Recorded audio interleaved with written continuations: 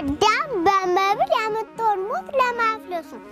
ጾም እግዚአብሔርን የማክበር ምልክት ነው ጾም እግዚአብሔርን የመውደድ ምልክት ነው በጾም ጊዜ ግን የጾም ሰዓትን ሽሮ እንጀራ መብላት ማለት ከእግዚአብሔር ይልቅ ይህ እንጀራ ይሻለኛል ማለት ነው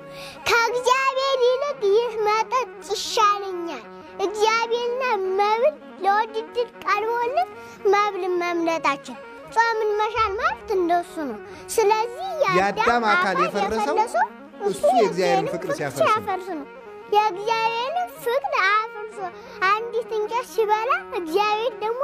አንተ የኔን ፍቅር ካፈረስክ እኔም ያንተን አካል በሞት አፈርሰዋለሁና አፈለሰው ማለት ነበር እንደመልፍ ፍለሰው አፈለሰው ማለት ነው ዛሬ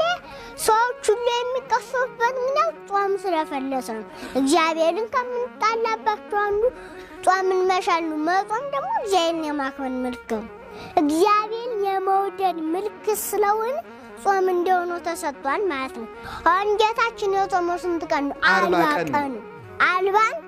ተመርከቱ ስታካፍሉት ለአምስት ስታካፍሉት ምን ደርሷል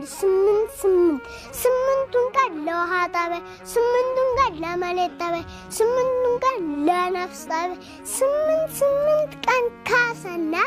ያንን ታስገብግበን በልተን በመጎምጀት ያመጣነውን ሞት አፈለሰልን እንደገና ደግሞ የተረጉሙታል አባቶቻችን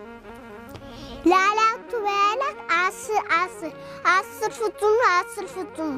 40 ቀን ደግሞ 10 ቀን ካሳ ለማለግ ነው አላችሁን እግዚአብሔር ከሁላችሁ ጋር ይሁን